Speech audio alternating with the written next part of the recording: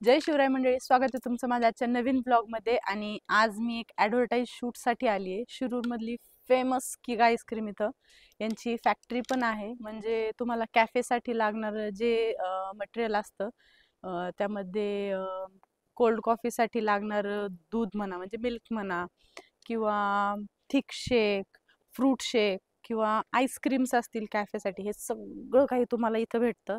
आणि इतकं जबरदस्त यांचं प्रोडक्शन आहे. आता तुम्ही म्हणताल मी हे का घातलं, तर हायजीनची खूप काळजी घेतात आणि विदाऊट कॅप, विदाऊट ग्लोव्ज आतमध्ये एंट्री नाही आहे.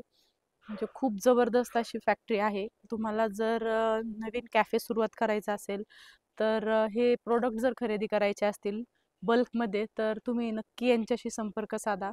खूप छान तुम्हाला इथं समाधान भेटणार आहे, प्रोडक्ट पण भेटणार आहे.